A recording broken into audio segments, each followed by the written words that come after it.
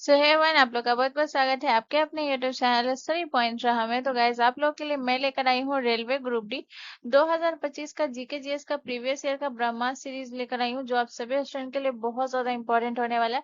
ब्रह्मास्त्र series है तो आपके लिए इंपॉर्टेंट होगा ही होगा। तो मैं यहाँ पे आप सभी स्टूडेंट से यही रिक्वेस्ट करूंगी, मैं एक एक पॉइंट को क्लियर कराऊंगी। तो आप सभी से ये रिक्वेस्ट है कि चीजों को नोट करिए, ठीक है ना। जहाँ पे भी आपको कंफ्यूजन है आपको खुद से नोट करना है, और नोट करने के बाद जो है चीजों को रिवीजन करना है। जितना ज्यादा आप रिवीजन करेंगे आपकी चीजें क्लियर आउट रहेगी। सबसे पहले आपको काम ये करना है कि पहले नंबर पे आपको वीडियो एंड तक देखना है, ठीक है।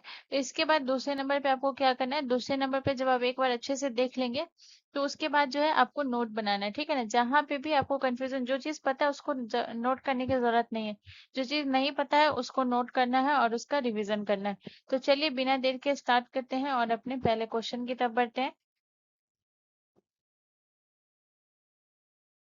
तो आज का हमारा पहला प्रश्न है, क्वेश्चन नंबर वन है। क्वेश्चन नंबर वन हमसे कह रहा है कि पृथ्वी के कोर में मुख्य रूप से कौन कौन से तत्व पाए जाते हैं। ठीक है, तो सिलिकॉन और एल्युमिनियम, कार्बन और हाइड्रोजन, लोहा और निकेल, मैग्नीशियम और ऑक्सीजन। तो सबसे पहले मैं पृथ्वी के आंतरिक संरचना के बारे में बताऊंगी, जो आपका पृथ्वी के कोर बहुत लोग नहीं भी समझ पा रहे होंगे। तो सबसे पहले आपको याद रखना है कि जो है पृथ्वी की आंतरिक संरचना को कितने भागों में बांटा गया है। आंतरिक संरचना को 3 भागों में बांटा गया है।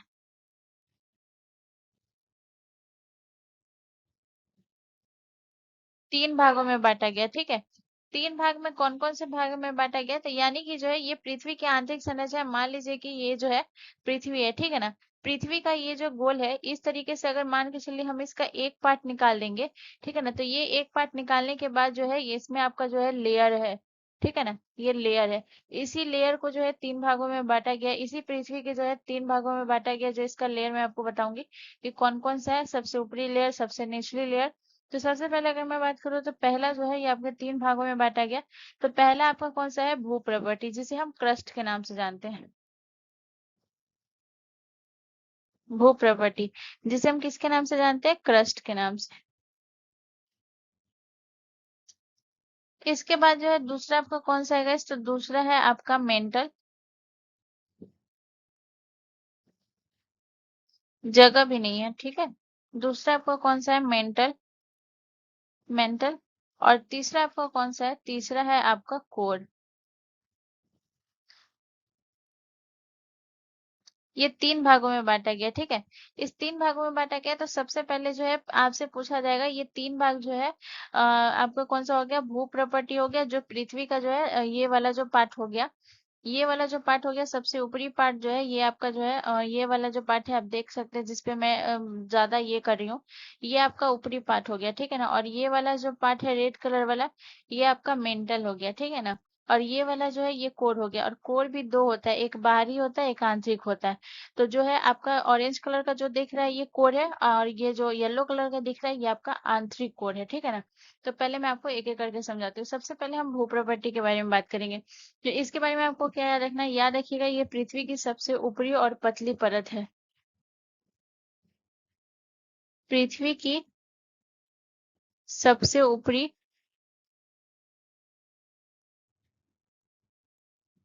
सबसे ऊपरी और पहली परत है, सॉरी पतली परत है, पतली, ठीक है। ये पॉइंट याद रखिएगा। इसके बाद जो है याद रखिएगा कि ये जो है कितने प्रकार की होती है ये, तो याद रखिएगा दो, पृथ्वी की सबसे ऊपरी और पहली परत। और याद रखिएगा ये जो है 2 प्रकार की होती है, 2 प्रकार की। अब 2 प्रकार की कौन कौन सी होती है, तो पहला आपको याद रखना है 2 प्रकार में, तो पहला आपको याद रखना है महाद्वीपीय भू प्रॉपर्टी, और दूसरा आपको याद रखना है महासागरीय भू प्रॉपर्टी। मेंटल कॉपी में हटा देती हूँ, ठीक है ना, यहाँ पे नहीं लिख पाऊंगी। ठीक है, 2 प्रकार की होती है। पहला कौन सा है, तो पहला याद रखिएगा, पहला होगा आपका महाद्वीपीय भू प्रॉपर्टी।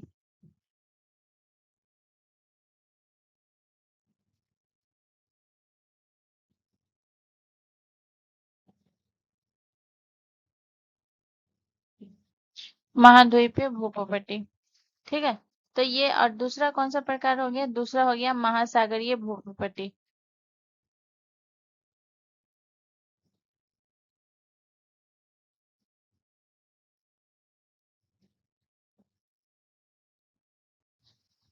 महाद्वीपीय भूप्रपट्टी में आपको क्या याद रखना है, इसमें जो है सिलिकॉन और जो है एल्युमिनियम की मात्रा जो सबसे ज्यादा होती है। तो इसमें क्या पाया जाता है, इसमें पाया जाता है आपका एसआई से सिलिकॉन प्लस एल से एल्युमिनियम। जगह नहीं, मैं इसीलिए आपको इसमें लिखा रही हूँ, ठीक है ना। और महासागरीय भूप्रपट्टी में क्या पाया जाता है, सिलिकॉन और मैग्नीशियम, ठीक है ना। तो ये क्या पाया जाता है आपका SiMa, सिलिकॉन और मैग्नीशियम, यानी कि सीमा और सियाल, ठीक है ना। तो कभी कभी ऑप्शन में सीमा और सियाल भी दे देता है कि महाद्वीपीय भूप्रपट्टी में सबसे ज्यादा कौन सा पाया जाता है। तो याद रखिएगा, इसमें सबसे ज्यादा सिलिकॉन और एल्युमिनियम, और इसमें जो है सिलिकॉन और मैग्नीशियम पाया जाता है, ठीक है। ये हो गया आपका जो है पृथ्वी की जो सबसे पहली परत है, ठीक है ना। इसके बाद अगर हम बात करेंगे गाइस, तो याद रखिएगा कि ये जो है, ये भूप्रवृत्ति जो होती है, ये कैसी होती है, तो ये ठोस होती है, ठीक है ना। ये परत जो है ये ठोस होती है, ठीक है। इसके बाद जो दूसरा आपका कौन सा है गाइस, दूसरा आपका था मेंटल। हिंदी में ही लिख देती हूँ, मेंटल,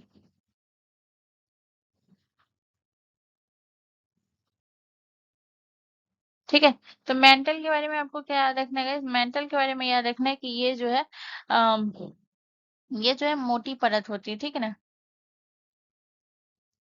ये नीचे स्थित होती है, नीचे स्थित मोटी परत है, मोटी परत, ठीक है।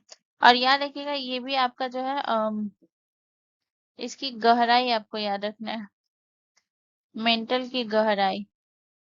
इसकी गहराई कितनी है इस मेंटल की गहराई, तो ये है आपका जो है 35 किलोमीटर से लेकर के जो है 2900 किलोमीटर तक।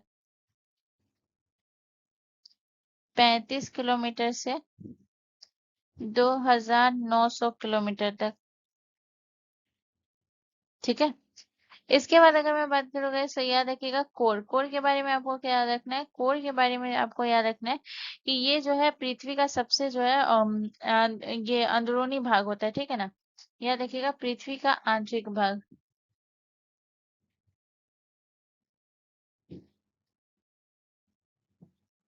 आंतरिक भाग होता है, ठीक है।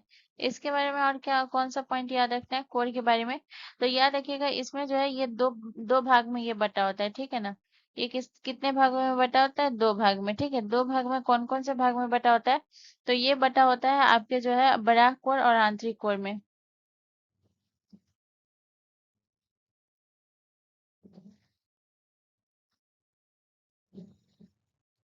बराह कोर और आंतरिक कोर, पूरा आपको ये लिखा देती हूँ ताकि आप लोगों को कोई दिक्कत ना हो, ठीक है ना। ब्राक और आंतरिक कोर, और याद रखिएगा इसमें जो है आपका जो है ब्राक कोर जो है ये तरल अवस्था में होता है, और जो है आंतरिक कोर जो है ये ठोस अवस्था में होता है, ठीक है। तो ब्राक कोर जो है ये कौन सी अवस्था में होता है, तरल, तरल अवस्था में होता है, ठीक है, तरल अवस्था में। और एक आंतरिक कोर जो है ये आपको ध्यान रखना है, ये ठोस अवस्था में होता है, ठोस अवस्था में, ठीक है। तो आपसे प्रश्न पूछा गया था कि पृथ्वी के कोर में सबसे ज्यादा क्या पाया जाता है, तो याद रखिएगा पृथ्वी के कोर में पाया जाता है लोहा और निकल पाया जाता है, ठीक है ना। सियाल और सीमा की अगर मैं बात करूं, जैसे सिलिकॉन और एल्युमिनियम की अगर मैं बात करूं, तो ये जो है पृथ्वी के जो है भू प्रॉपर्टी में पाया जाता है। मैग्नीशियम और ऑक्सीजन जो है ये आपके इसमें पाया जाता है महासागरीय भूप्रपट्टी में, ठीक है। तो इतना पॉइंट आपको याद रखना है। चलिए अब हम नेक्स्ट क्वेश्चन की तरफ चलते हैं। ये सी क्वेश्चन आपको ध्यान रखना है, ठीक है ना, सी क्वेश्चन होगा, आंसर होगा। चलिए नेक्स्ट क्वेश्चन की तरफ। अगला क्वेश्चन हमारा क्वेश्चन नंबर 2 है गाइस। क्वेश्चन नंबर 2 हमसे कह रहा है कि भारत का कौन सा राज्य सबसे अधिक यूनेस्को विश्व धरोहर स्थल वाला है। तो सबसे अधिक यूनेस्को विश्व धरोहर स्थल वाला कौन सा है, महाराष्ट्र है, मध्य प्रदेश है, उत्तर प्रदेश है, या फिर राजस्थान है। तो गाइस इसका जो करेक्ट आंसर हो जाएगा वो हो जाएगा ऑप्शन ए, ठीक है ना, महाराष्ट्र है। महाराष्ट्र में टोटल कितना है गाइस, तो याद रखिएगा महाराष्ट्र में टोटल जो है ये 7 विश्व धरोहर है।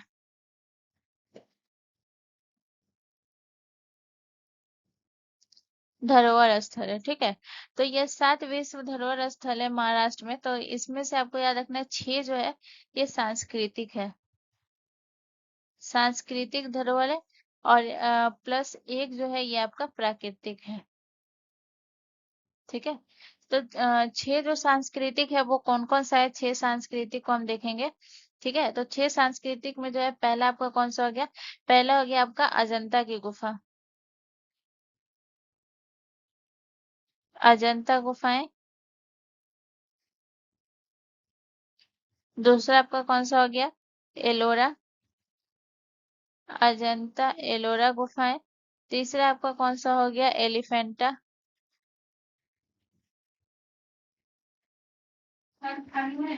एलिफेंटा की गुफा। चौथा कौन सा है जो यूनेस्को के विश्व धरोहर स्थल में शामिल है, तो ये Chhatrapati Shivaji terminal, Chhatrapati Shivaji terminal,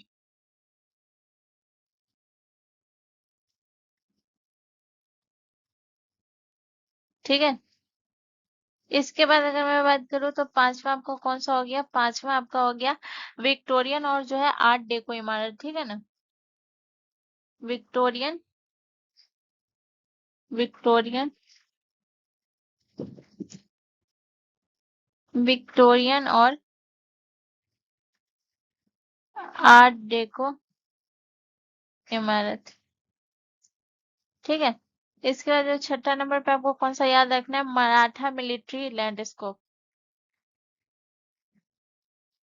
Maratha military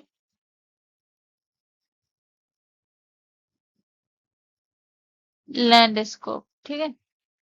तो ये 6 सांस्कृतिक है। अब इस सब को मैं बता देती हूँ कि आपको अजंता की गुफा को यूनेस्को में शामिल किया गया था 1993 में, सॉरी 1983 में, ठीक है।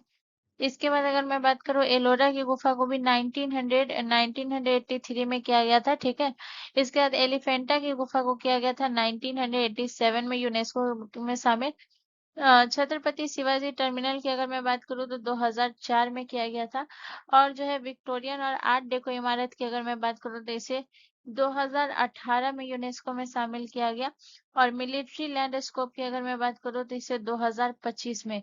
मोस्ट इम्पोर्टेंट प्रश्न ये बन जाता है, मोस्ट इम्पोर्टेंट प्रश्न बन जाता है मराठा मिलिट्री लैंडस्केप को 2025 में। और इस मराठा मिलिट्री लैंडस्केप के तहत जो है, इसके तहत जो है याद रखिएगा 12 किले को शामिल किया गया है,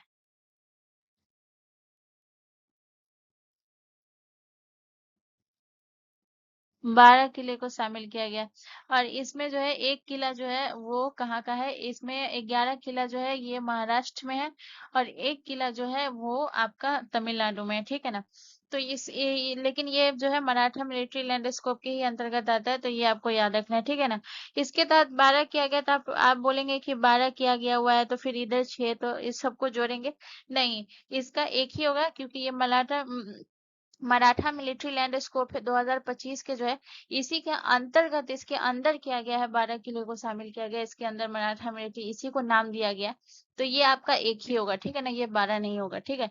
पूछ सकता है आपसे प्रश्न, ये पूछ सकता है कि मराठा मिलिट्री लैंडस्केप के अंतर्गत जो है वो कितने इसके स्थल को किया गया है, तो याद रखिएगा 12 किले को शामिल किया गया, जिसमें से एक किला जो है, एक किला जो है ये कहाँ का है, 12 किले को शामिल किया। ऊपर मैं लिख देती हूँ 12 किले और नीचे लिख देती हूँ एक किला इसमें से कहाँ है, तमिलनाडु में। क्योंकि ये बहुत इंपॉर्टेंट प्रश्न है, 2025 में किया गया, तो ये आपके लिए तो बहुत ज्यादा ही इंपॉर्टेंट है। तो याद रखिएगा इसके अंतर्गत जो है ये कितने किले को, 12 किले को शामिल किया गया है, 12 किले को शामिल किया गया है, ठीक है ना। जिसमें से जो याद रखिएगा एक किला जो है वो तमिलनाडु का है, एक किला तमिलनाडु का है, ठीक है। तो ये पॉइंट आपको याद रखना है। यहाँ पे अगर मैं बात करूँ गाइस, तो जो आपका जो है 12 किले का मैं कुछ हिंट दे देती हूँ। जैसे 12 किले में रायगढ़, प्रतापगढ़, विजय दुर्ग ये सब जो है इसके अंतर्गत आता है। और जिंजी का किला जो है ये तमिलनाडु का है, ठीक है ना। तो इसमें एक किला तमिलनाडु का है, ठीक है। तो ये हो गया। इसमें अगर मैं बात करूँ कि एक जो आपका प्राकृतिक है वो प्राकृतिक वाला कौन सा है, तो याद रखिएगा एक जो आपका प्राकृतिक है जो कि है वेस्टर्न घाट यानी पश्चिमी घाट,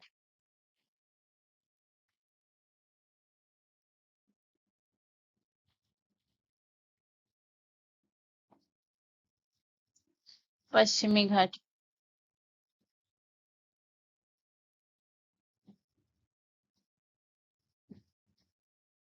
पश्चिमी घाट को किया गया, और पश्चिमी घाट को जो है यूनेस्को में कब शामिल किया गया? तो याद रखिएगा, पश्चिमी घाट को किया गया 2012 में। ठीक है, तो ये पॉइंट याद रखिएगा। अब जैसे अगर मैं बात करूँ तो याद रखिएगा, जो आपके 2025 में जो है, ये जो है मराठा सैन्य जो आपका जो है मराठा मिलिट्री लैंड स्कोप जो है, याद रखिएगा, इसके अंतर्गत 12 किले को किया गया, जिसमें एक किला तमिलनाडु का है। तो ये कौन सा स्थल हो गया यूनेस्को का, ये कौन सा स्थल है? तो याद रख लीजिएगा, ये जो हो गया ये मराठा मिलिट्री लैंड स्कोप जो है, याद रखिएगा, ये भारत का 44वां स्थल है। और 43वां स्थल आपका जो है मोइडम है, जो कि अहोम वंश का जो है दफन टीला है। 43वां स्थल है वो आपका। ठीक है ना, उसे जो है 2024 में शामिल किया गया, और इसे 2025 में शामिल किया गया। ठीक है, तो इतना पॉइंट आपको याद रखना है। जैसे अगर मैं मध्य प्रदेश की भी अगर मैं बात कर रही हूँ, तो मध्य प्रदेश के कितने हैं? तो मध्य प्रदेश में भी आपके 3 को किया गया, जैसे सांची का स्तूप, खजुराहो मंदिर का जो है आपका, और भीमबेटका की गुफा, ये मध्य प्रदेश का 3 स्थल जो है यूनेस्को में शामिल है। और उत्तर प्रदेश का, ये मैं सिर्फ ओवरऑल समझा देती हूँ, ताकि कभी भी मैं जो समझा रही हूँ वो आपके दिमाग में रहे। क्या पता कभी कभी हम किसी का भी बात जल्दी भूलते नहीं है, तो इसलिए मैं सिर्फ आपको एक बार याद दिला देती हूँ।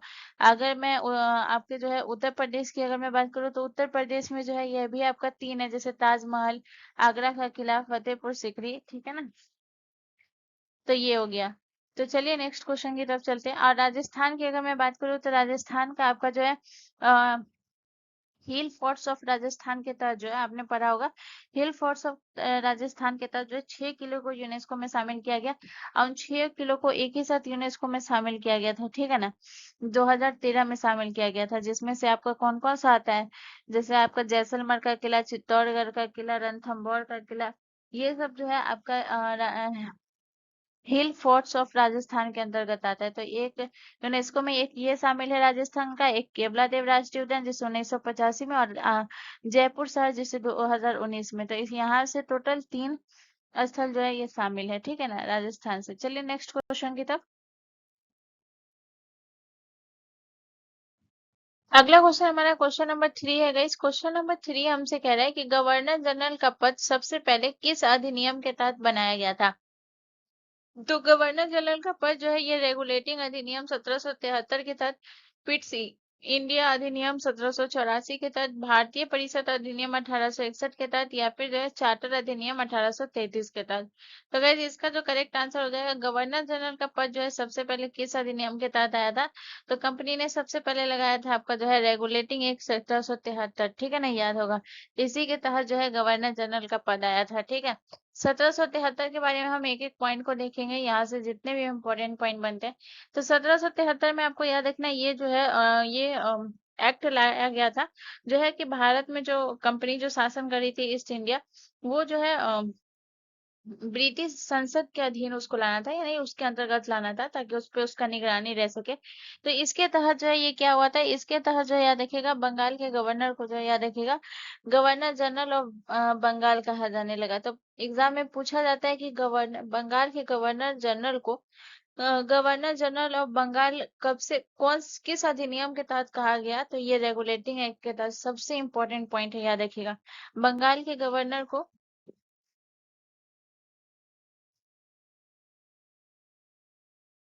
बंगाल के गवर्नर जनरल को गवर्नर जनरल ऑफ बंगाल कहा जाने लगा। ठीक है ना, गवर्नर जनरल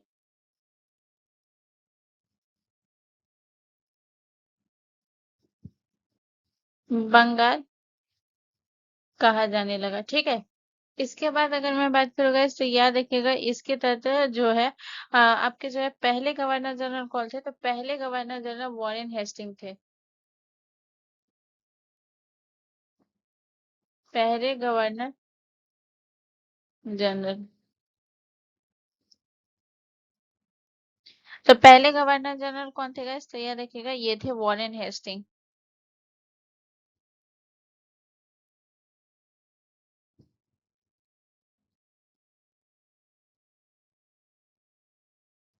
इसके बाद इसी एक्ट में जो है 1773 के रेगुलेटिंग एक्ट में जो है इसमें जो है 4 सदनीय परिषद बनाई गई।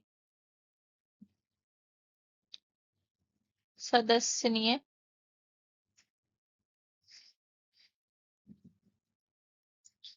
4 सदस्यीय परिषद बनाई गई।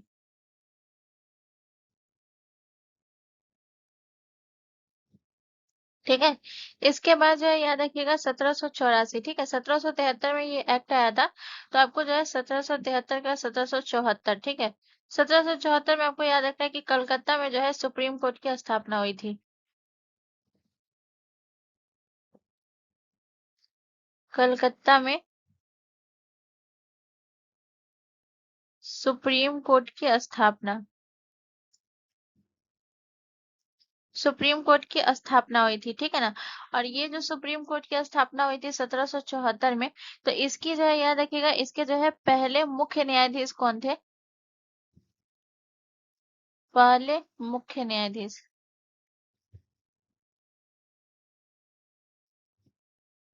तो पहले मुख्य न्यायाधीश थे, याद रखिएगा, ये थे sir Elijah Impey. Elijah Impey या सर एलिजा एम्पे दोनों याद रखिएगा, ठीक है। सर एलिजा एम्पे, ठीक है। ये पहले मुख्य न्यायाधीश थे। तो याद रखिएगा, इसके बाद जो है याद रखिएगा, इस एक्ट के तहत जो है 1773 का जो रेगुलेटिंग एक्ट हुआ, इस एक्ट के तहत जो है याद रखिएगा हर साल जो है वो ब्रिटिश संसद को जो है कंपनी क्या करती थी, राजस्व और जो है प्रशासनिक रिपोर्ट देती थी। इसी एक्ट के तहत पूछा जाता है, हर साल कंपनी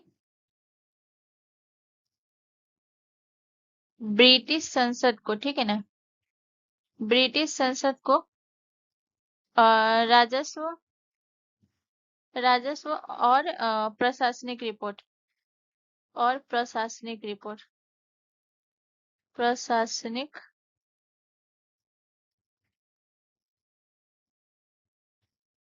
और प्रशासनिक रिपोर्ट देती थी, ठीक है ना। तो ये भी पॉइंट याद रखिएगा, ये सारा जो पॉइंट अभी मैं लिखाई हूँ, ये सारा आपका जो है 1773 का रेगुलेटिंग एक्ट से तहत है, ठीक है ना। चलिए नेक्स्ट क्वेश्चन की तरफ चलते हैं। अगला क्वेश्चन हमारा क्वेश्चन नंबर 4 है। इस क्वेश्चन नंबर 4 हमसे कह रहा है कि भिलाई स्टील प्लांट किस देश की सहायता से बनाया गया था? तो भिलाई स्टील प्लांट जो है ये आपको याद रखना है, ये जो है आपके ब्रिटेन की सहायता से बनाया गया था, सोवियत संघ की सहायता से, अमेरिका की सहायता से, या फिर जर्मनी की सहायता से। तो गाइस इसका जो करेक्ट आंसर हो जाएगा वो हो जाएगा आपका जो है भिलाई बनाया गया था सोवियत संघ यूएसएसआर के सहयोग से, ठीक है ना। तो सबसे पहले आपको यहाँ पे याद क्या रखना है, आपका जो है भारत की जो दूसरी पंचवर्षीय योजना थी, भारत की दूसरी पंचवर्षीय योजना,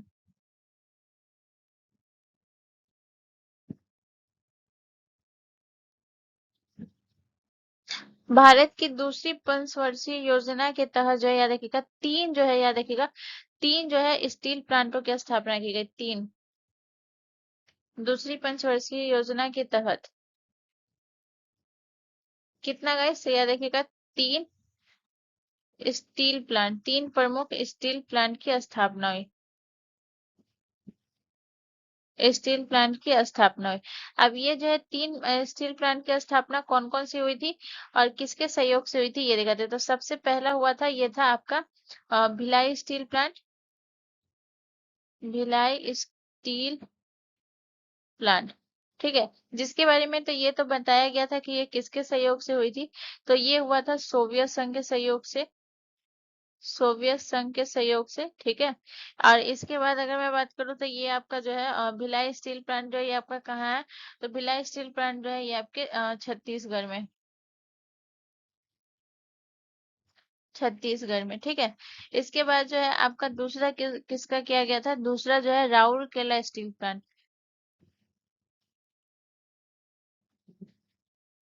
राउरकेला स्टील प्लांट, ठीक है। इसका जो है इसकी स्थापना जो है ये किसके सहयोग से हुई थी, तो राउरकेला स्टील प्लांट की स्थापना जो हुआ था ये जर्मनी के सहयोग से हुआ था, जर्मनी के सहयोग से।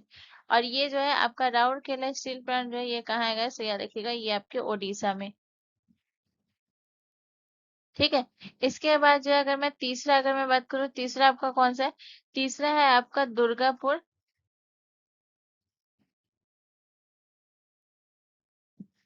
Durgapur steel plant. ठीक है। तो दुर्गापुर स्टील प्लांट जो है ये आपको याद रखना है, ये आपके किसके सहयोग से किया गया था?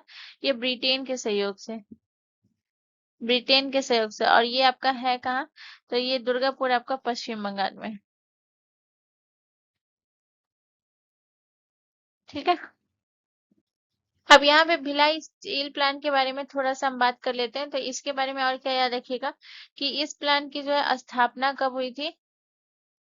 स्थापना, तो याद रखिएगा इसकी स्थापना हुई थी 1955, 1955 में इसकी स्थापना हुई थी। ठीक है। और इसके बाद आपको याद रखना है कि ये जो है इसके प्रबंधन यानी कि प्रबंधन मतलब संचालन, इस भिलाई स्टील प्लांट का जो है संचालन कौन करती है? संचालन या फिर प्रबंधन, तो याद रखिएगा steel authority of India limited, जिसे हम सेल के नाम से जानते हैं। सेल, सेल करती, सेल यानी कि steel authority of India limited. ठीक है। ये याद रखिएगा, आप ये इसको नोट कर लीजिएगा। और याद रखिएगा ये जो है आपका भिलाई स्टील प्लांट का जो है उद्घाटन किसने किया था? तो राजेंद्र प्रसाद के द्वारा जो इसका उद्घाटन हुआ था। तो ये भी आप नोट कर लीजिएगा। ठीक है। इसके बाद चलिए थोड़ा सा दूसरी पंचवर्षीय योजना के बारे में बात कर लेते हैं। तो यहाँ पे आपको दूसरी पंचवर्षीय योजना के बारे में आपको क्या याद रखना है? ये योजना जो हुआ था, इस योजना का जो है अवधि कब से कब तक था? तो 1956। ठीक है। 1956 से लेके 61 तक जो है ये दूसरी पंचवर्षीय योजना की अवधि थी। इसके अलावा आपको और क्या याद रखना है दूसरी पंचवर्षीय योजना से रिलेटेड? और इस दूसरी पंचवर्षीय योजना का मुख्य उद्देश्य क्या था गाइस? तो इस मुख्य उद्देश्य था भारी उद्योग का विकास। इसी की वजह से जो है भारी उद्योग का विकास, इसी की वजह से जो है इस 3 स्टील प्लांट की स्थापना हुई थी। भारी उद्योग का विकास, विकास, ये जो है इसका क्या था गाइस? भारी उद्योग का विकास जो है ये मुख्य उद्देश्य था। ठीक है। तो यहाँ पे मैं आपको इतना क्लियर कर दी। ठीक है ना। और ये जो है दूसरी पंचवर्षीय योजना की अवधि है 1956 से 61 तक। चलिए नेक्स्ट क्वेश्चन की तरफ चलते हैं।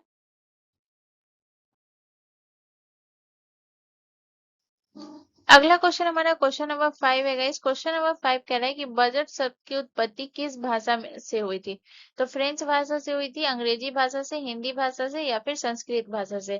तो गाइस इसका जो करेक्ट आंसर हो जाएगा वो हो जाएगा ऑप्शन ए, हमारा करेक्ट आंसर हो जाएगा। बजट शब्द की उत्पत्ति जो है ये फ्रेंच भाषा से हुई थी। ठीक है ना। अगर मैं बात करूँ तो बजट जो है गाइस याद रखिएगा, ये फ्रेंच भाषा में इसका अर्थ क्या होता है? तो याद रखिएगा चमड़े का थैला। ठीक है ना, इसका अर्थ होता है। बजट की अगर मैं बात करूँ गाइस तो याद रखिएगा ये क्या होता है? तो ये जो है सरकार जो है अपने आय और व्यय का जो है योजना प्रस्तुत करती है। तो ये बजट का मतलब क्या होता है? बजट होता है जो सरकार,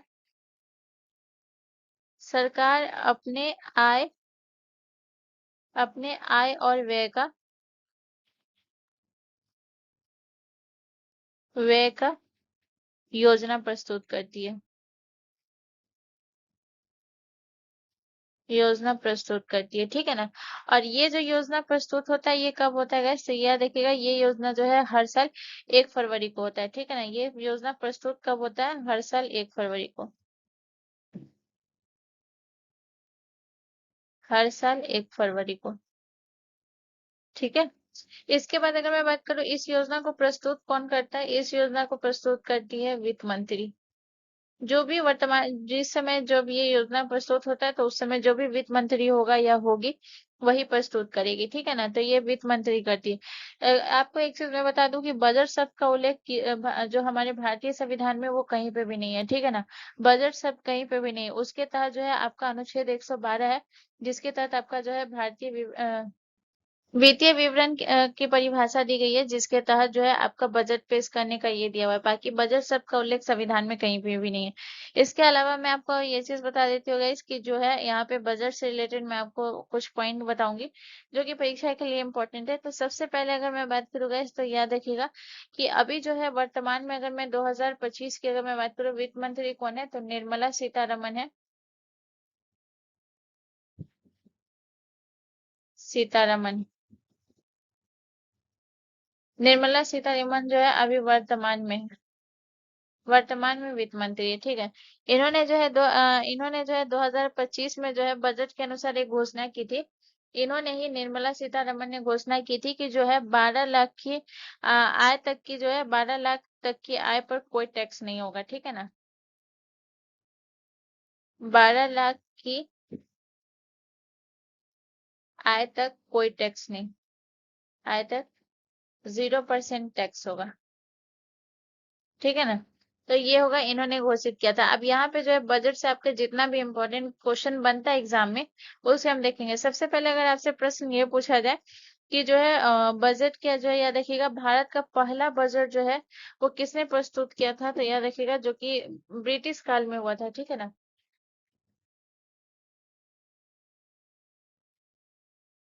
ब्रिटिश काल में भारत का पहला बजट, पहला बजट प्रस्तुत, तो भारत का पहला बजट प्रस्तुत किसने किया था गैस, तो याद रखिएगा ये किया था आपके जो है जेम्स विल्सन ने,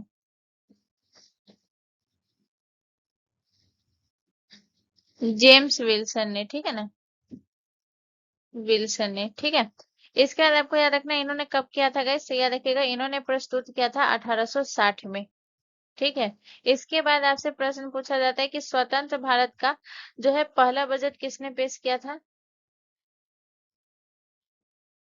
स्वतंत्र भारत का, ठीक है ना, स्वतंत्र भारत का पहला बजट, ठीक है। तो स्वतंत्र भारत का जो पहला बजट जो है ये किसने पेश किया था गाइस, तो याद रखिएगा स्वतंत्र भारत का पहला बजट जो है वो आर के सनमुखम चिट्टी ने की थी, ठीक है ना, आर के,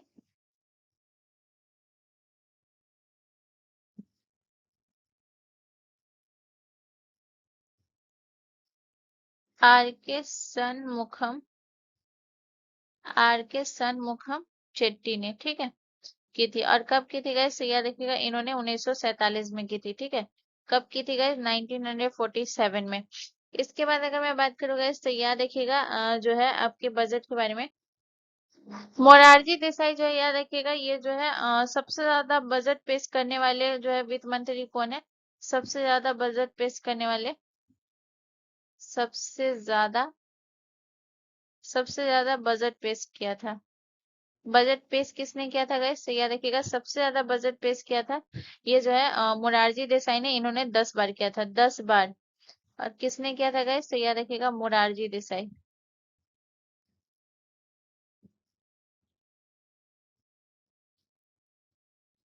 मोरारजी, मोरारजी देसाई।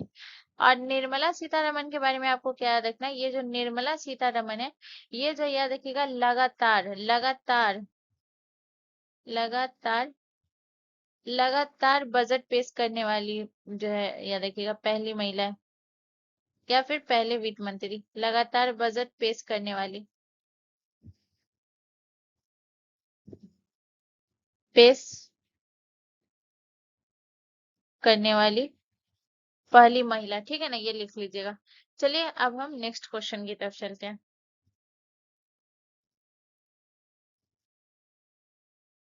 अगला क्वेश्चन हमारा क्वेश्चन नंबर 6 है गाइस। क्वेश्चन नंबर 6 हमसे कह रहा है कि बड़ा इमाम बाड़ा कहाँ स्थित है, तो बड़ा इमाम बाड़ा लखनऊ में है, आगरा में है, पटना में या फिर इलाहाबाद में। तो गाइस इसका जो करेक्ट आंसर हो जाएगा वो हो जाएगा ऑप्शन ए, हमारा करेक्ट आंसर हो जाएगा। बड़ा इमाम बाड़ा जो है ये लखनऊ में स्थित है। लखनऊ आपका कहाँ पड़ता है, उत्तर प्रदेश, उत्तर प्रदेश में, ठीक है। अब यहाँ पे हम बात करेंगे जो बड़ा इमाम बाड़ा से जो है यहाँ से जितने इंपॉर्टेंट पॉइंट बनेंगे वो देखेंगे। तो सबसे पहले याद रखिएगा ये कौन से नदी के किनारे है, पूछा जाता है एग्जाम में, तो याद रखिएगा गोमती नदी के किनारे, गोमती नदी के किनारे, ठीक है। इसके बाद आपको याद रखना है कि इसका, इसके जो है इसका निर्माता कौन है, तो याद रखिएगा इसका निर्माता कौन है, नवाब आसफ उद दौला जो है ये निर्माता थे, ठीक है ना, नवाब आसफ उद दौला, ठीक है ना, आसफ उद दौला। इसके बाद अगर मैं बात करूँ गाइस, तो याद रखिएगा इसका जो है निर्माण वर्ष कब था, यानी कि इसका निर्माण जो है ये कब किया गया था, निर्माण। ठीक है, तो इसका निर्माण किया गया था आपका जो है 1784 से ये स्टार्ट हुआ था। ठीक है, 1784 से लेकर जो है ये 1791 तक ये बन के पूरी तरीके से तैयार हो गया था। ठीक है, एंड गाइज मैं आपको एक चीज बता देती हूँ कि ये जो है इस इसका निर्माण कराने के पीछे एक बहुत बड़ा उद्देश्य भी था। तो इसका निर्माण कराने के पीछे कौन सा उद्देश्य था, जो है जब बहुत ज्यादा अकाल हो गया था, तो अकाल की वजह से जो है लोगों को रोजगार देने के लिए इसका निर्माण किया गया था। ठीक है ना, लोगों को रोजगार देने के लिए, लोगों को रोजगार देने के लिए, रोजगार देने के लिए जो है इसका निर्माण किया गया था। ठीक है ना, बड़ा इमामबाड़ा का। इसके बाद अगर मैं बात करूंगा तो याद रखिएगा इसका जो है वास्तुकार कौन था, वास्तुकार। ठीक है, तो इसका वास्तुकार कौन था, इसका वास्तुकार था किफायतुल्लाह, किफायतुल्लाह, किफायतुल्लाह। ठीक है, इसके बाद अगर मैं बात करूँ गाइस, तो याद रखिएगा ये जो है कौन सी शैली थी, इमाम बड़ा इमाम बाड़ा की जो है शैली याद रखिएगा। ठीक है ना, शैली। तो बड़ा इमाम बाड़ा की शैली कौन सी थी गाइस, तो याद रखिएगा मुगल, राजपूत और ईरानी वास्तुकला का मिश्रण था। ठीक है ना, मुगल प्लस राजपूत, राजपूत और जो है ईरानी, ईरानी वास्तुकला का मिश्रण था, वास्तुकला का मिश्रण था। ठीक है, इसके बाद अगर मैं बात करूँ गाइस, तो याद रखिएगा ये जो है आपका ये इसमें जो है इस इमारत में जो है याद रखिएगा लोहे या फिर जो है लकड़ी का प्रयोग नहीं किया गया। ठीक है ना,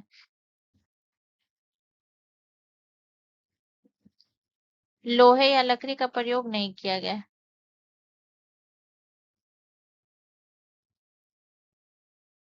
प्रयोग नहीं किया गया। इसमें लोहे और लकड़ी का प्रयोग नहीं किया गया, यानी इसकी दीवार की बनावट ऐसी है guys, कि इसमें अगर आप फुसफुसाहट भी जो होती है ना वो बहुत दूर तक सुनाई देती है। ठीक है ना, और याद रखिएगा ये इतना ऊंचा है कि इस पे आप खड़े होकर जो है इसके जो है इस पर खड़े होकर आप पूरा लखनऊ देख सकते हैं। ठीक है, तो इतना पॉइंट आपको याद रखना है। चलिए अब हम नेक्स्ट क्वेश्चन की तरफ चलते हैं। अगला क्वेश्चन हमारा क्वेश्चन नंबर 7 है गाइस। क्वेश्चन नंबर 7 हमसे कह रहा है कि वह शासक जिसने एक सच्चे जैन मुनि की तरह उपवास के द्वारा शरीर त्याग दिया, वो कौन था। तो उपवास के द्वारा जो शरीर त्याग दिया था वो अशोक था, चंद्रगुप्त मौर्य, बिंदुसार या फिर जो है बिंबिसार। तो गाइस इसका जो करेक्ट आंसर हो जाएगा वो हो जाएगा चंद्रगुप्त मौर्य। ऑप्शन बी हमारा करेक्ट आंसर हो जाएगा। ठीक है, चंद्रगुप्त मौर्य के बारे में अगर हम बात करें, तो यहाँ पे जो है हम एक एक पॉइंट को देखेंगे। इन्होंने ये जो थे मौर्य वंश के संस्थापक थे। ठीक है, चंद्रगुप्त मौर्य की अगर मैं बात करूँ तो याद रखिएगा मौर्य वंश के संस्थापक, मौर्य वंश के संस्थापक थे। तो मौर्य वंश के संस्थापक थे, तब चंद्रगुप्त मौर्य ने जो है किस वंश का अंत करके जो है मौर्य वंश की स्थापना की थी, तो याद रख लीजिएगा नंद वंश का अंत करके, नंद वंश का अंत करके जो है नंद वंश का अंत करके जो है इन्होंने मौर्य वंश की स्थापना की थी। ठीक है, इसके अलावा अगर मैं बात करूंगा तो याद रखिएगा कि ये जो है इन्होंने जो है अपने जीवन के अंतिम चरण में जो है इन्होंने जो है अपना जो है धर्म परिवर्तन किया, शासन को छोड़कर जो है इन्होंने जैन धर्म अपना लिया था। और पूछा जाता है कि जो इनके जो इन्होंने जो जैन धर्म अपनाया था, तो उन जैन धर्म के जो है गुरु कौन थे गए, तो याद रखिएगा उस समय, तो याद रखिएगा भद्रबाहु, भद्रबाहु गुरु थे। ठीक है, जो कि ये कौन थे, भद्रबाहु आपके जैन आचार्य थे, जैन आचार्य। ठीक है, इसके बाद अगर मैं बात करूंगा तो याद रखिएगा ये जो है आ, इनके समय राजधानी कहाँ थी, चंद्रगुप्त मौर्य के समय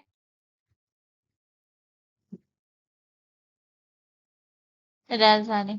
ठीक है, तो इनके समय राजधानी थी पाटलिपुत्र,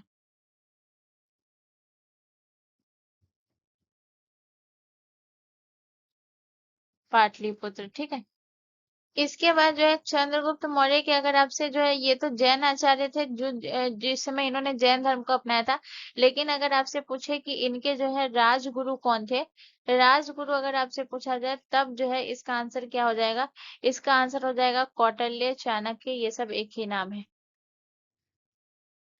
चाणक्य या फिर जो है एक ही नाम है कौटिल्य, एक ही नाम है, ठीक है। उसके बाद जो है हम इनके शासन काल के बारे में बात करेंगे। इनका शासन काल जो है ये कब से कब तक था, शासन काल। तो याद रख लीजिएगा, इनका शासन काल था 297 से लेकर, सॉरी, इनका शासन काल था 321 से लेकर 321 से 297 ईसा पूर्व, ठीक है, इनका शासन काल था। इतना पॉइंट आपको याद रखना है, ठीक है। इसके बाद अगर मैं बात करूं कि पूछा जाता है कि इनकी जो है मृत्यु कहाँ हुई थी, ये भी लिख लीजिएगा, मृत्यु। तो याद रखिएगा इनकी मृत्यु कहाँ हुई थी गाइस, तो याद रखिएगा ये हुआ था कौन सी विधि के द्वारा हुआ था, तो याद रखिएगा इनकी मृत्यु हुई थी संलेखना विधि से, ठीक है ना। संलेखना विधि के पूछा जाता है, संलेखना। ऐसे कहाँ हुई थी, तो इनकी मृत्यु हुई थी ये आपके जो है कर्नाटक में, ठीक है ना। लेकिन जो है कौन सी विधि द्वारा, तो संलेखना विधि द्वारा जो है इनकी मृत्यु हुई थी। संलेखना विधि का मतलब क्या होता है, संलेखना विधि का मतलब होता है यानी कि उपवास द्वारा जो है शरीर का इन्होंने त्याग कर दिया, ठीक है ना। उपवास के द्वारा इन्होंने शरीर का त्याग किया था। चलिए नेक्स्ट क्वेश्चन की तरफ। अगला क्वेश्चन हमारा क्वेश्चन नंबर 8 है गाइस। क्वेश्चन नंबर 8 कर रहा है कि मानव आंख में कितने प्रकार के फोटो रिसेप्टर होते हैं। तो मानव आंख में कितने प्रकार के फोटो रिसेप्टर होते हैं, 2 होते हैं, 4 होते हैं, 8 होते हैं या फिर 5 होते हैं। तो गाइस इसका जो करेक्ट आंसर हो जाएगा वो हो जाएगा ऑप्शन ए, हमारा करेक्ट आंसर हो जाएगा 2। अब सबसे पहले ये जानने से पहले आपको फोटो रिसेप्टर के बारे में समझना होगा। फोटो रिसेप्टर क्या होता है, तो फोटो रिसेप्टर क्या होता है, ये जो है प्रकाश जो है याद रखिएगा कॉर्निया से होकर जो है आंख में प्रवेश करता है, ठीक है ना। सबसे पहले आपको याद रखना है कि प्रकाश जो है, प्रकाश कॉर्निया से होकर, ठीक है ना, कॉर्निया से होकर, कॉर्निया से होकर कहाँ प्रवेश करती है, कॉर्निया से होकर जो है याद रखिएगा आंख में प्रवेश करती है, आंख में प्रवेश करती है, ठीक है ना। और फिर जो है याद रखिएगा लेंस उसे क्या करता है, रेटिना पर केंद्रित करता है। जब ये आंख में प्रवेश कर जाती है तो उसके बाद जो है ये क्या होता है, लेंस, लेंस उसे क्या करती है, रेटिना पर केंद्रित करती है, रेटिना पर केंद्रित करती है, केंद्रित करती है। और केंद्रित करने के बाद जो है याद रखिएगा इसमें जो है आपके जो है दो कोण होते हैं, ठीक है ना, दो कोशिकाएं होती है। कौन सी होती है, जब केंद्रित करने के बाद जो है एक रॉड और कोण कोशिका जो है ये क्या करती है, प्रकाश को जो है विद्युत संकेतों में जो है बदलती है, ठीक है ना। दो कोशिका होती है, कौन सी होती है, रॉड। यही दो जो कोशिका होती है फोटो रिसेप्टर जो है ये कितनी होती है, दो होती है। पहला कौन सा होता है, रॉड, रॉड और कोण कोशिका, कोशिकाएं, कोशिकाएं। ये क्या करती है गाइस, तो याद रखिएगा ये प्रकाश को जो है विद्युत संकेतों में बदलती है, प्रकाश को क्या करती है, विद्युत संकेतों में बदलती है, विद्युत संकेतों में बदलती है। और जब ये प्रकाश को विद्युत संकेतों में बदलती है तो उसके बाद क्या करती है, जो ऑप्टिक नर्व होता है ये जो है इसके माध्यम से जो है ये मस्तिष्क तक पहुंचता है, ठीक है ना। और मस्तिष्क जो है याद रखिएगा ये जो है छवि और जो है रंग देता है, ठीक है ना। तो इसी के माध्यम से इसके बाद जब ये बदलने के बाद जो है ऑप्टिक नर्व जो है ये से, optic nerve, optic nerve, optic nerve के माध्यम से कहाँ पहुंचती है, मस्तिष्क, मस्तिष्क तक पहुंचती है, पहुंचती है। फिर मस्तिष्क जो है रवि और क्षण देता है। तो इसमें जो दो फोटो रिसेप्टर होते हैं, दो फोटो रिसेप्टर कौन कौन से होते हैं, तो पहला आपका हो जाता है, कौन सा हो गया, याद रखिएगा, एक होता है आपका रॉड कोशिका और दूसरा होता है कोन कोशिका, ठीक है ना। रॉड कोशिका, रॉड कोशिकाएं, ठीक है। और दूसरा आपका कौन सा हो जाएगा, दूसरा हो जाएगा आपका कोन कोशिकाएं, कोन कोशिकाएं। ये दो प्रकार की, ठीक है। थोड़ा थोड़ा सा इसके बारे में भी समझ लेते हैं। रॉड कोशिका के बारे में प्रश्न आपसे क्या पूछा जाता है कि याद रखिएगा ये जो है कम रोशनी में सक्रिय होता है, और जो है याद रखिएगा रात जो जब आप किसी भी अंधेरे कमरे में जाते हैं फिर भी हम कुछ ना कुछ थोड़ा बहुत देख पाते हैं, ठीक है ना। तो जो अंधेरे कमरे में जब हम जाते हैं तो वहां पे जो है आपको फिर भी दिखता है, ठीक है ना। उस तरीके का नहीं दिखता है लेकिन दिखता है। तो उस वो जो है वो किसकी वजह से हम देख पाते हैं, रॉड कोशिका की वजह से देख पाते हैं, ठीक है ना। तो याद रखिएगा ये जो है आपका रॉड कोशिका जो है रात्रि दृष्टि है, ठीक है ना। और इसके बाद याद रखिएगा ये जो है आपको जो है कम रोशनी में ये सक्रिय होता है। जब आपको आपकी आंख पे कम रोशनी पड़ती है तो कम रोशनी में आप इसी की वजह से देख पाते हैं। कम रोशनी में क्या होता है, कम रोशनी में जो है ये सक्रिय होता है, ठीक है। इसके अलावा अगर मैं कौन कोशिका की बात करूं तो कौन कोशिका जो है, याद रखिएगा ये रंग पहचानना और तेज रोशनी में मदद करता है, ठीक है ना। रंग पहचानने पहचानना और तेज रोशनी में मदद करता है,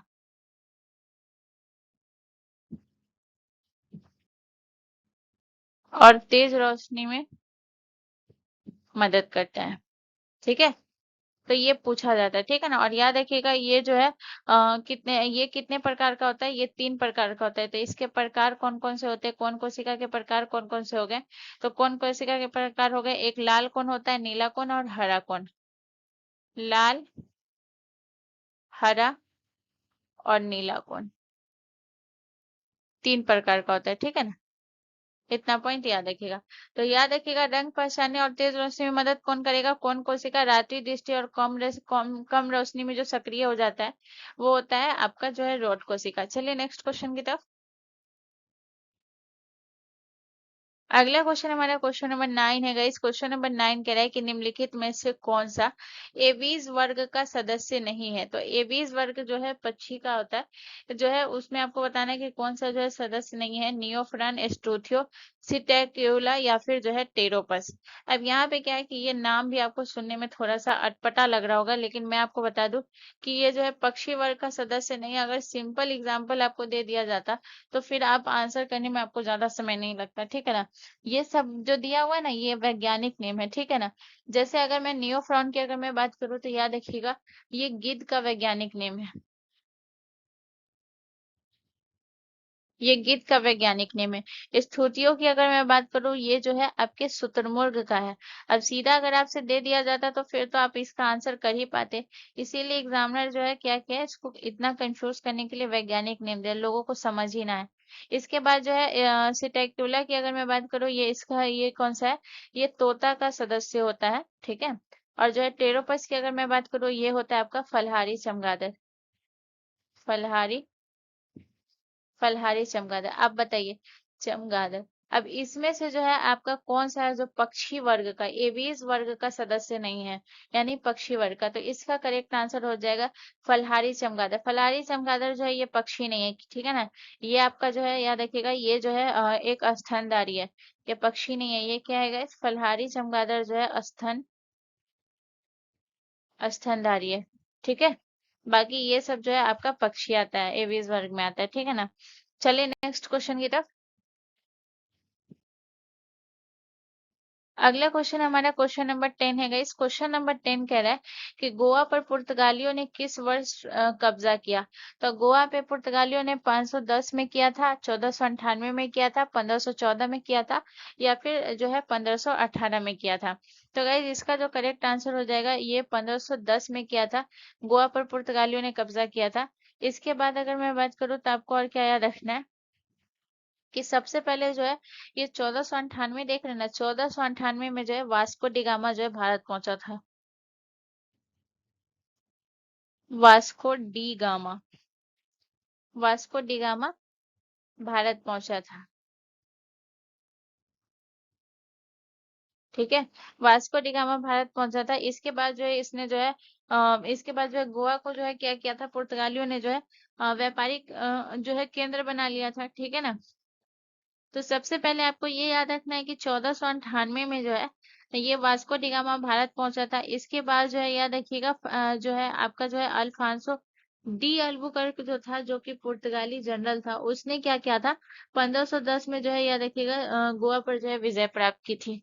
तो 1510 पे जो गोवा ने कब्जा किया था, किसने कब्जा किया था, इसके बारे में भी याद रखिएगा। De Albuquerque.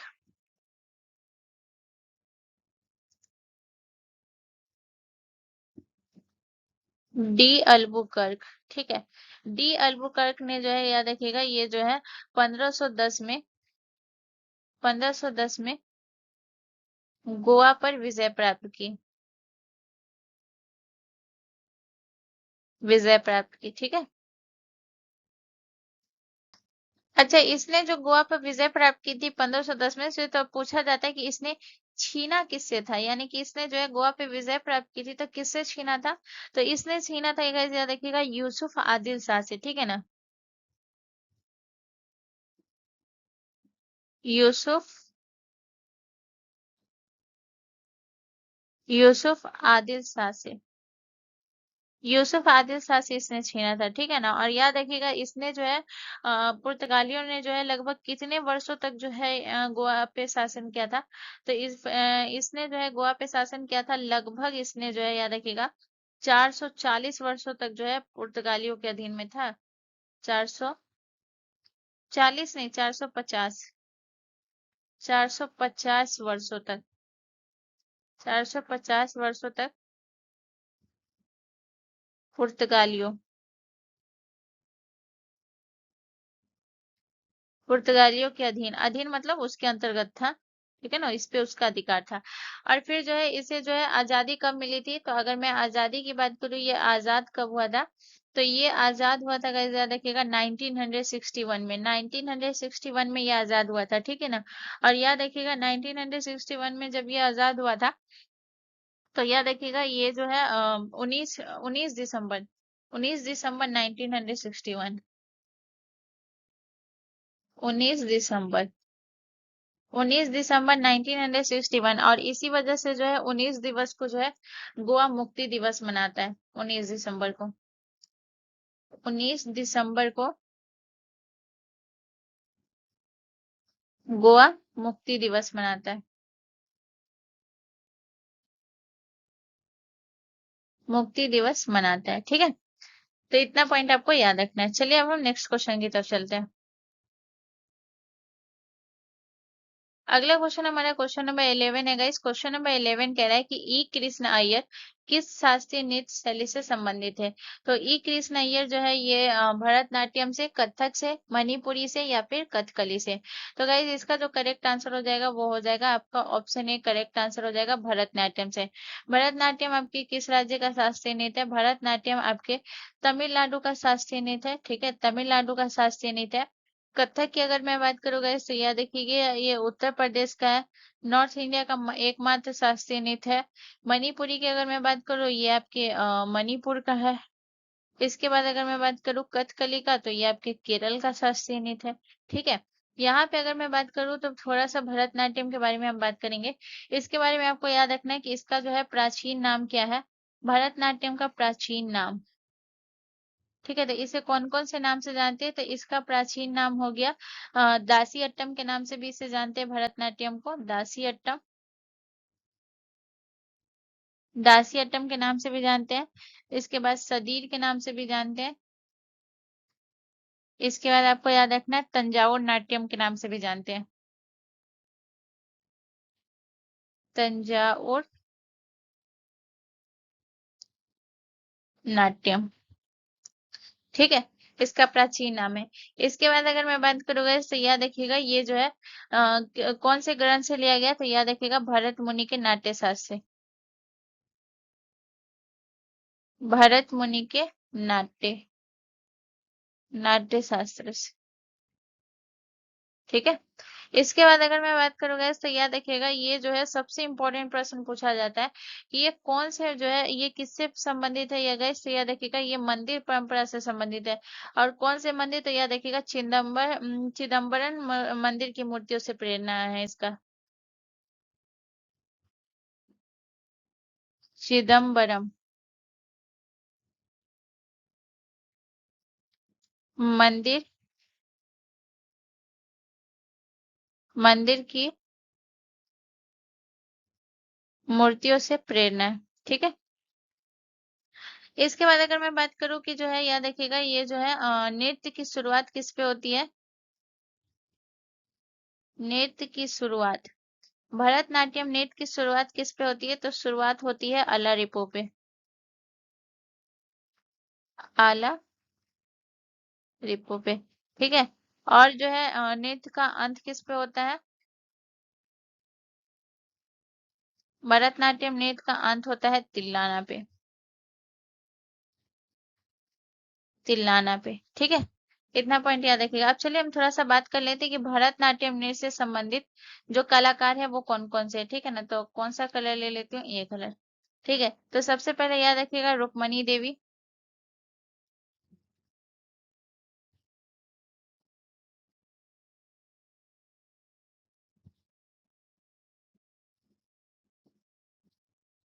भरतनाट्यम से संबंधित है।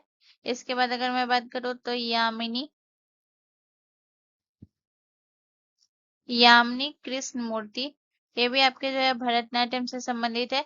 इसके अलावा अगर मैं बात करूँगा तो याद रखिएगा आपकी जो है लीला सैमसन। लीला सैमसन, ये भी आपके भरतनाट्यम से संबंधित है। इसके बाद अगर मैं बात करूँ तो टी बाला सरस्वती, ये भी आपके भरतनाट्यम से संबंधित, सरस्वती, ठीक है। चलिए नेक्स्ट क्वेश्चन की तरफ चलते हैं।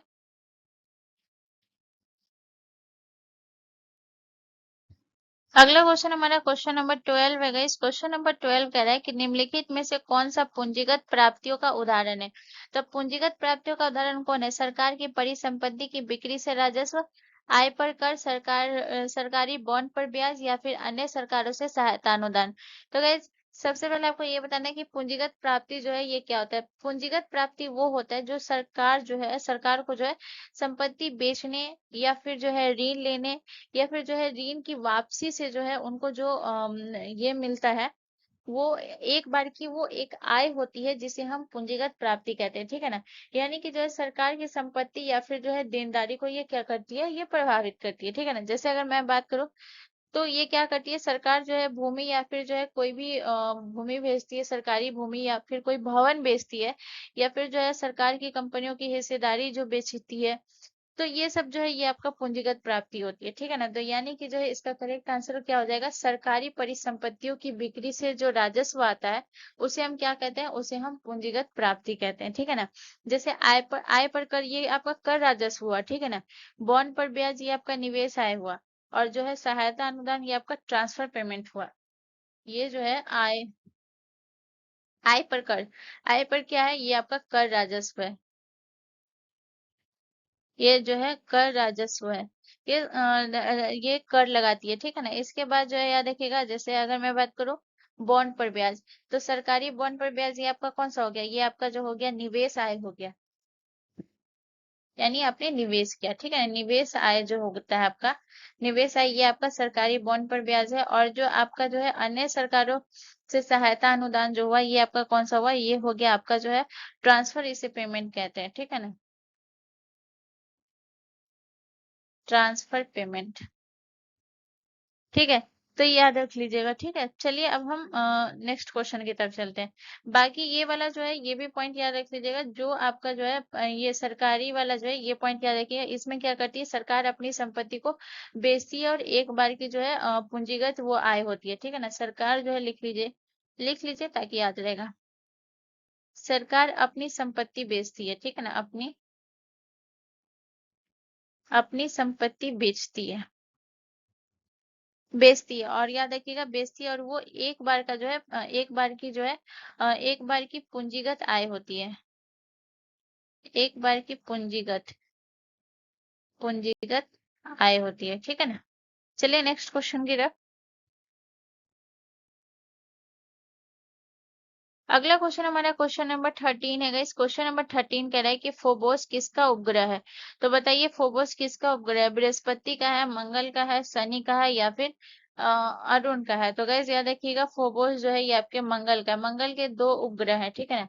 मंगल के दो उपग्रह या फिर दो चंद्रमा है, दो चंद्रमा है। मंगल के दो चंद्रमा है, तो वो दो चंद्रमा कौन से हैं? तो एक है आपका फोबोस और फोबोस, फोबोस और डिमोस, फोबोस और डिमोस, ठीक है ना। यहाँ पे अगर मैं बात करूँ तो मंगल ग्रह से रिलेटेड हम एक एक पॉइंट को देखेंगे। सबसे पहले अगर मैं मंगल ग्रह की तो बता ही चुकी हूँ, याद रखिएगा ये जो है सौर मंडल में जो है इसका स्थान कौन सा है, कौन से स्थान पे, तो याद रखिएगा सौर मंडल का कौन से स्थान पे है, तो सौर मंडल का जो है ये चौथा स्थान है, ठीक है ना। पहला आपका कौन सा आता है, बुध, बुध के बाद शुक्र, शुक्र के बाद पृथ्वी और पृथ्वी के बाद मंगल, ठीक है ना। इसका मैं क्रम भी लिखा देती हूँ। सबसे पहले आपका आता है बुध, बुध के बाद आता है शुक्र, शुक्र के बाद आता है आपका अ, पृथ्वी, शुक्र के बाद आता है आपका पृथ्वी और पृथ्वी के बाद जो आता है आपका मंगल। तो ये जो है चौथे नंबर पे, ठीक है। इसके बाद आपको याद रखना है कि ये जो है पूछा जाता है कि ये जो है आपका कौन सा ग्रह है, गैसीय ग्रह है या फिर स्थलीय है, तो ये जो है आपका स्थलीय ग्रह है, ठीक है ना। मंगल आपका एक स्थलीय ग्रह है, ठीक है। इसके बाद याद रखिएगा ये जो है कैसा ग्रह है, तो इसे हम कौन से ग्रह की, इसे हम लाल ग्रह के नाम से भी जानते हैं, ठीक है ना। इसे हम लाल ग्रह भी कहा जाता है। लाल ग्रह इसे क्यों कहा जाता है, आयरन ऑक्साइड के कारण।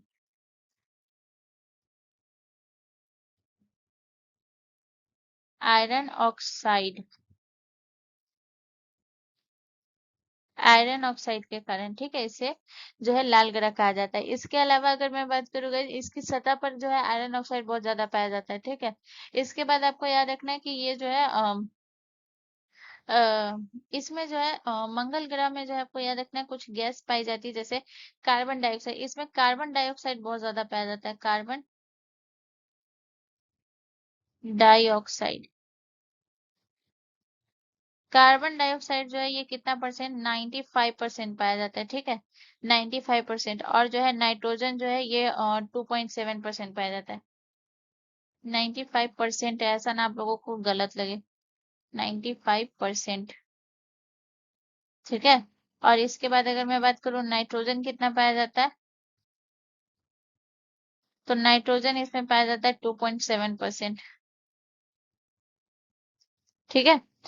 तो इतना पॉइंट याद रखिएगा। उसके बाद जो है आपको याद रखना है कि जो ये है मंगल ग्रह जो है एक साल पूरा होने में जो है ये कितने पृथ्वी के कितने दिनों के बराबर होता है, तो ये भी याद रख लीजिएगा। ये मंगल ग्रह जो है ये आपको याद रखना है, ये जो है एक वर्ष जो है 687 पृथ्वी दिन के बराबर होता है। एक वर्ष बराबर 687 पृथ्वी दिन के बराबर है, ठीक है ना, ये आपको याद रखना है। तो इतना पॉइंट आप याद रख लीजिएगा, ठीक है। अब हम चलिए नेक्स्ट क्वेश्चन की तरफ चलते हैं।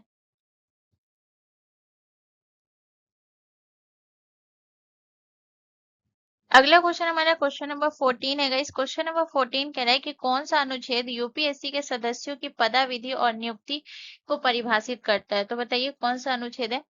अनुच्छेद 312, अनुच्छेद 315, अनुच्छेद 316 या फिर अनुच्छेद 326। तो गाइज इसका जो करेक्ट आंसर हो जाएगा वो हो जाएगा अनुच्छेद 316 जो है ये यूपीएससी के सदस्यों की पदाविधि और पद या जो है नियुक्ति को परिभाषित करता है, ठीक है ना, अनुच्छेद 316। अनुच्छेद 316 जो है याद रखिएगा, इसके बारे में आपको और क्या याद रखना है, इसमें क्या क्या दिया हुआ है, तो याद रखिएगा अनुच्छेद 316 जो है राष्ट्रपति जो है यूपीएससी के अध्यक्ष और सदस्यों की नियुक्ति करता है। राष्ट्रपति, राष्ट्रपति नियुक्ति करता है। राष्ट्रपति नियुक्ति किसकी करता है, नियुक्ति करता है, ठीक है। किसकी नियुक्ति करता है, तो याद रखिएगा यूपीएससी के अध्यक्ष और सदस्यों की, यूपीएससी के अध्यक्ष, अध्यक्ष और सदस्यों की।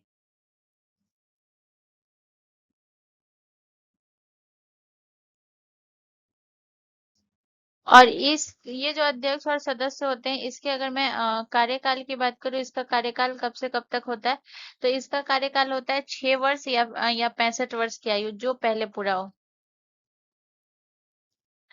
6 वर्ष या 65 वर्ष की आयु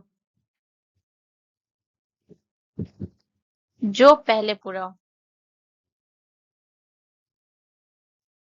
जो पहले पूरा हो। इसके बाद अनुच्छेद 315 बहुत इंपॉर्टेंट है, याद रखिएगा। अनुच्छेद 315 किससे संबंधित है, तो ये संघ और राज्यों के लिए जो है लोक सेवा आयोगों की स्थापना से संबंधित है। संघ और राज्यों संघ और राज्यों के लोक सेवा आयोग के स्थापना से। लोक सेवा आयोग के स्थापना से। ठीक है। इसके बाद अगर मैं बात करूं अनुच्छेद 312, अनुच्छेद 312 जो ये किससे संबंधित है, तो अनुच्छेद 312 जो है ये अखिल भारतीय सेवाओं के गठन से संबंधित है। अखिल भारतीय अखिल भारतीय सेवाओं के गठन से। सेवाओं के गठन से। ठीक है। इसके बाद अगर मैं बात करूं अनुच्छेद 326, अनुच्छेद 326 जो ये किससे संबंधित है, तो याद रखिएगा ये वयस्क मताधिकार और जो है याद रखिएगा ये जो है चुनाव से संबंधित है। वयस्क मताधिकार, मताधिकार वयस्क मताधिकार से संबंधित है। ठीक है। चलिए नेक्स्ट क्वेश्चन की तरफ।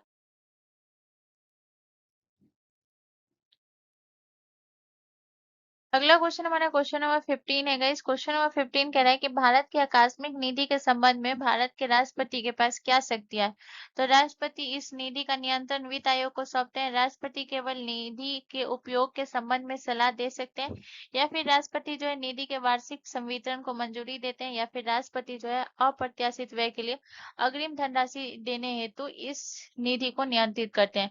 तो यहाँ पे आपसे आकस्मिक निधि के बारे में पूछा है कि आकस्मिक निधि के संबंध में भारत के राष्ट्रपति के पास क्या शक्तियां हैं। तो इन चार ऑप्शन में से कौन सी शक्तियां हैं, तो गाइस इसका जो करेक्ट आंसर हो जाएगा वो हो जाएगा ऑप्शन डी। ठीक है ना, राष्ट्रपति अप्रत्याशित व्यय के लिए जो है अग्रिम धनराशि देने हेतु इस विधि को नियंत्रित करती है। आपको मैं सरल भाषा में समझाती हूँ। यानी कि इसमें जो है ये एक ऐसा फंड होता है, आकस्मिक निधि एक ऐसा फंड होता है जिसका उपयोग जो है, इसका उपयोग कब किया जाता है, इसका उपयोग होता है जैसे कि कोई भी अचानक उत्पन्न खर्च हो जाता है। जैसे इसका उपयोग आप कहाँ कर सकते हैं, जैसे कि आपातकालीन के समय। ठीक है, आपातकालीन हो गया, आपात आपातकालीन हो गया। ठीक है ना, या फिर कोई युद्ध हो रहा है, युद्ध हो गया, महामारी हो गया, महामारी हो गया। यानी कि जो है कोई भी आपका जो है अचानक उत्पन्न खर्च। ठीक है ना, अचानक अचानक उत्पन्न खर्च, खर्च जो होता है इसको पूरा किया जाता है। ठीक है ना, इस फंड के द्वारा, इस फंड के द्वारा जो है खर्च को पूरा किया जाता है। किसके द्वारा, इस फंड के द्वारा। और इसकी जो है पहले जो है इसको जो है राष्ट्रपति जो है इसका अनुमोदन इसको जो है ये कर सकता है, लेकिन जो है संसद की मंजूरी जो है तुरंत नहीं ली जा सकती। संसद की मंजूरी बाद में भी ली जा सकती है। ठीक है ना, तो संसद की मंजूरी तुरंत नहीं ली जाती। तो ये आकस्मिक निधि जो है, और ये जो है ये आपके कौन से आर्टिकल में आता है, तो अनुच्छेद 267 के तहत, अनुच्छेद 267, 267 के तहत इसका दिया गया है। ठीक है ना, याद रखिएगा। जैसे अभी वर्तमान में 500 करोड़ रुपया इसमें जो है रखा गया है, इस फंड में अभी वर्तमान में कितना करोड़ है आकस्मिक निधि में, वर्तमान में 500 करोड़ है। ठीक है। चलिए नेक्स्ट क्वेश्चन की तरफ। अगला क्वेश्चन हमारा क्वेश्चन नंबर 16 है गाइस। क्वेश्चन नंबर 16 हमसे कह रहा है कि प्रतिरोध को प्रवर्तित करने के लिए परिपथ में सामान्यतः किस घटक का उपयोग किया जाता है।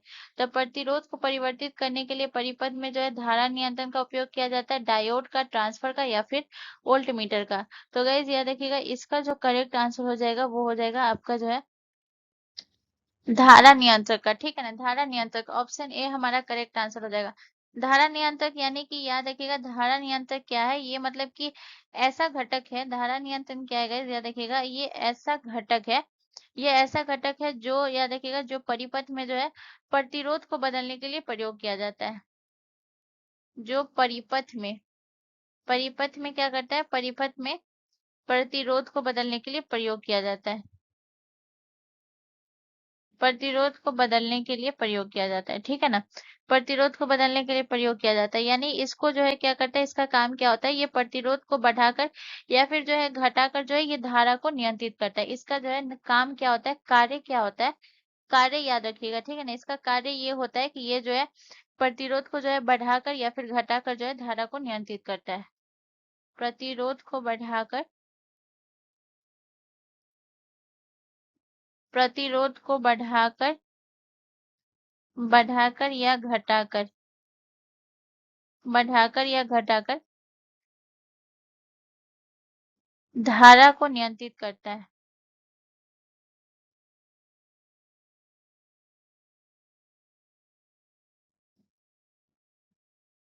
धारा को नियंत्रित करता है, ठीक है ना। इसके बाद अगर मैं बात करूँ इसका जो है बल्ब की चमक वमक में जो है इसका उपयोग किया जाता है उसको नियंत्रित करने के लिए, ठीक है ना। अब जैसे अगर मैं वोल्ट मीटर की अगर मैं बात करूँ, ये क्या करता है, तो ये जो है आपको याद रखना, ये वोल्टेज को मापता है, वोल्टेज को मापता है, ठीक है।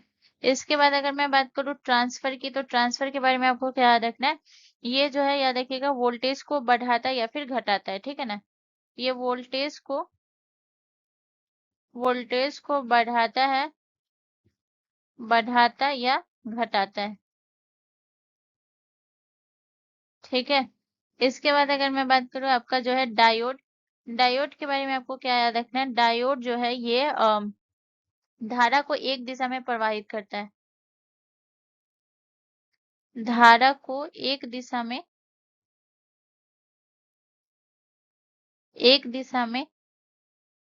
प्रवाहित करता है, ठीक है, प्रवाहित करता है। चलिए नेक्स्ट क्वेश्चन की तरफ।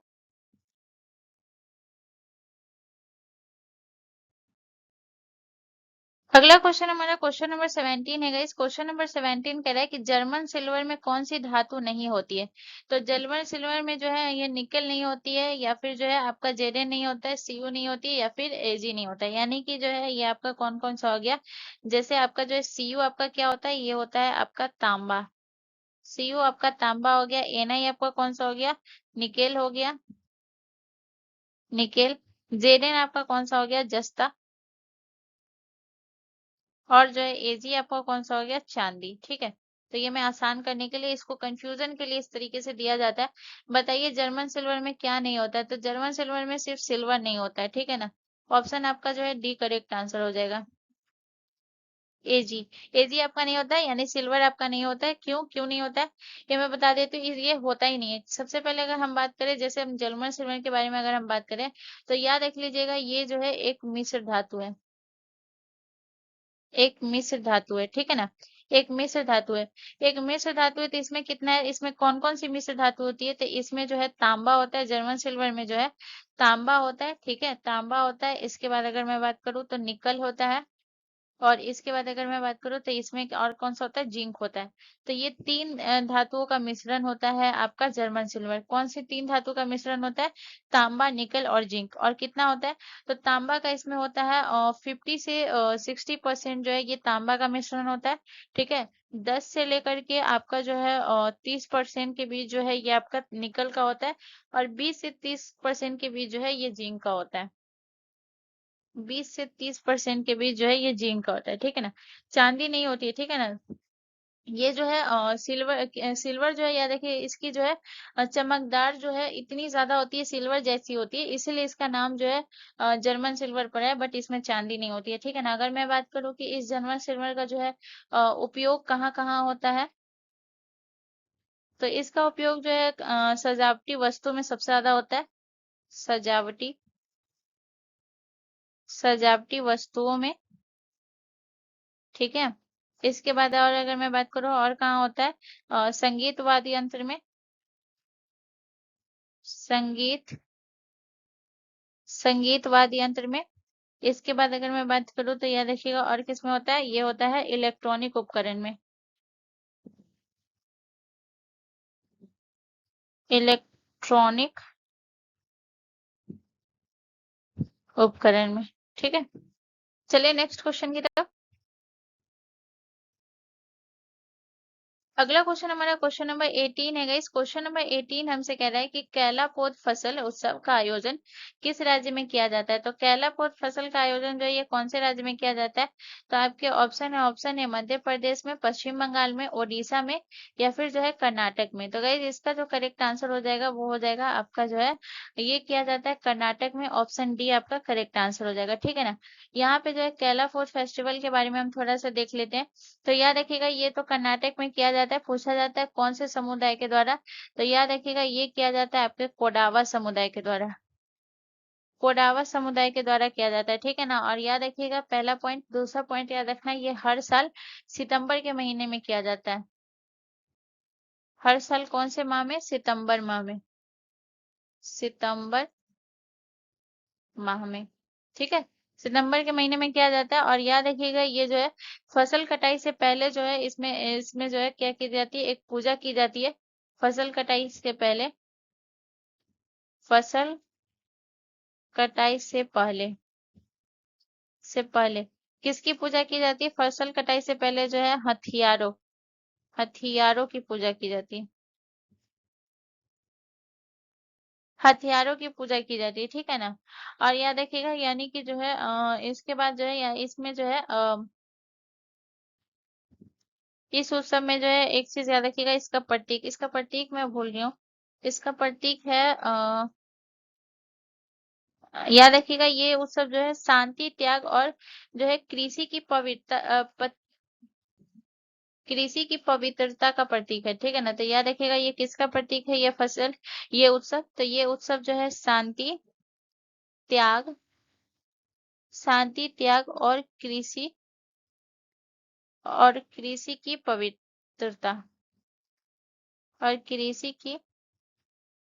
पवित्रता का प्रतीक है, ठीक है। तो इतना पॉइंट आपको याद रखना है, ठीक है। चलिए अब हम नेक्स्ट क्वेश्चन की तरफ चलते हैं। अगला क्वेश्चन हमारा क्वेश्चन नंबर 19 है गाइस। क्वेश्चन नंबर 19 कह रहा है कि चालुक्य राजा पुलकेशिन द्वितीय ने हर्ष को किस नदी के तट पर हराया था। तो चालुक्य राजा पुलकेशिन जो है ये हर्ष को कौन से नदी के तट पे हराया था।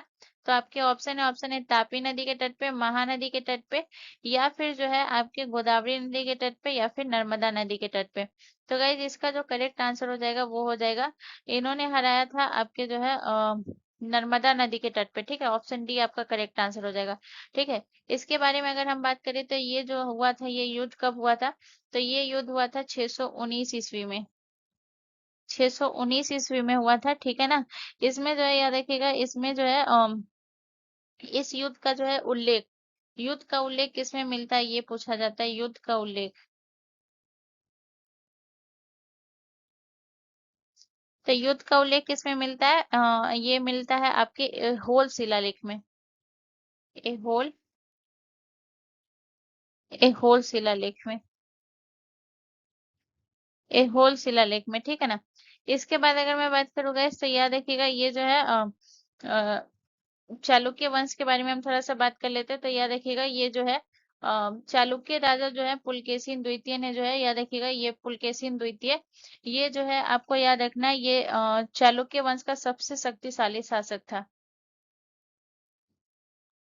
चालुक्य वंश का सबसे शक्तिशाली शासक, सबसे शक्तिशाली शासक था, ठीक है। इसके बाद अगर मैं बात करूँ तो याद रखिएगा ये जो है चालुक्य वंश की राजधानी कहाँ थी। तो याद रखिएगा चालुक्य वंश की राजधानी थी बादामी। बादामी या फिर वातापी, ठीक है। और याद रखिएगा इसका जो है राजा जो है पुलकेशिन द्वितीय के जो है दरबारी कवि कौन थे। दरबारी कवि, तो याद रखिएगा इनके दरबारी कवि थे आपके जो है रवि कीर्ति,